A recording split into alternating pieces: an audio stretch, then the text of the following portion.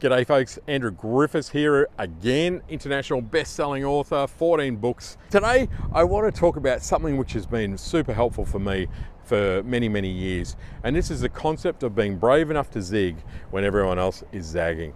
And we're at one of those kind of crossroads again in the business world. For me, I think that when everyone is heading in one direction, the problem is you start to compete with everyone. Right, and I see it all of the time.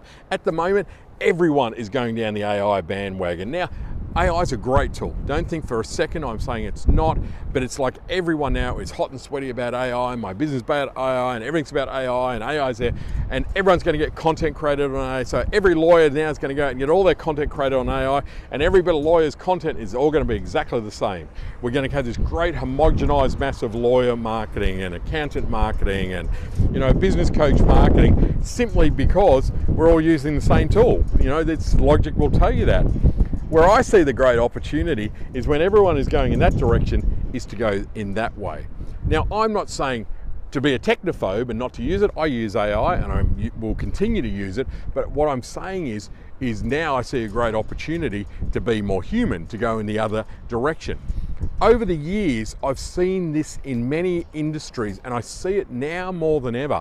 Whenever there's a whole pile of people heading in one direction, it's the business that goes in the other direction that's contrarian, has a counter approach, they do things differently. They're the ones that actually boom. I love it. I see down here that one of the great examples, even from a marketing point of view, is Mona. I live in Tasmania, and of course the Museum of New and Old Art kind of thing. I mean, Mona is just a world famous kind of gallery now.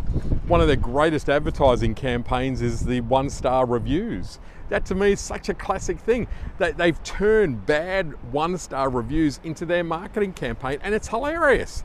There's a 1-star image and it's like, it gave me asthma. And someone said, oh my God, I had to tell my children that they were ice creams, the wall of, vaginas in Mona. Their marketing goes against the tide, whereas they should be doing everything like, this is a contemporary piece and this is that. They market by going against the tide, as an example.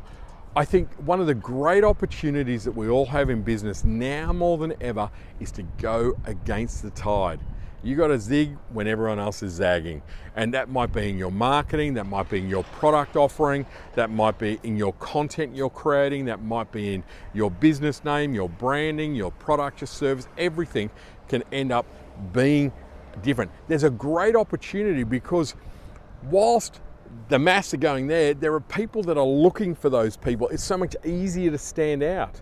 And one of the golden rules of business is you got to get great at differentiating what you do from your competitors.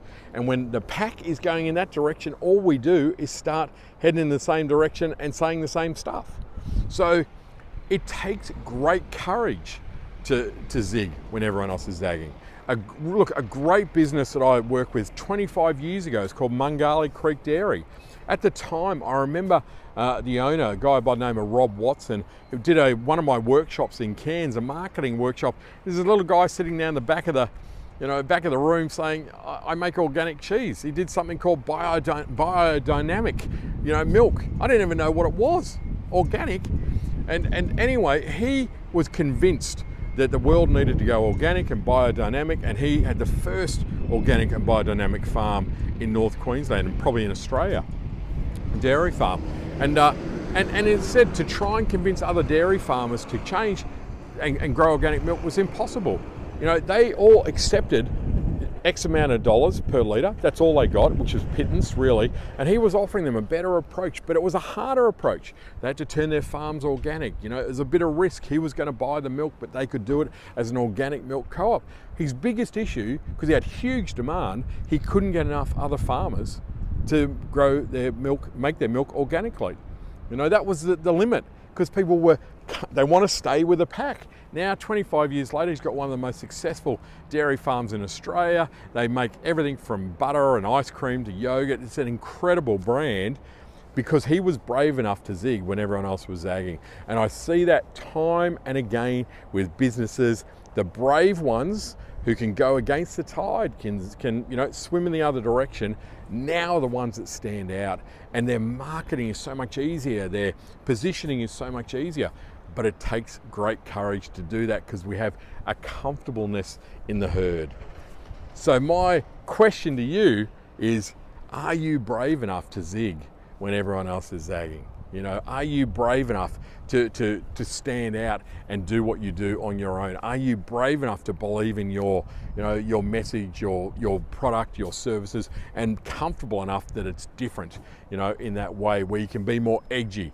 Anyone here ever bought a Loon croissant in Melbourne? $10 for a croissant. There's an hour queue out the front, 7 days a week. Why? Because they do stuff that's different. I could buy a croissant for 99 cents. You know, yet there's no queue for the 99-cent croissant. You know, there's no line of people going up the back of Melbourne, you know, waiting. So it takes courage to be truly successful in business these days. And this is a part of my bigger message. All right, that's it, folks. Hope there's a bit of food for thought, so to speak, a bit of organic or biodynamic food for thought in there for you.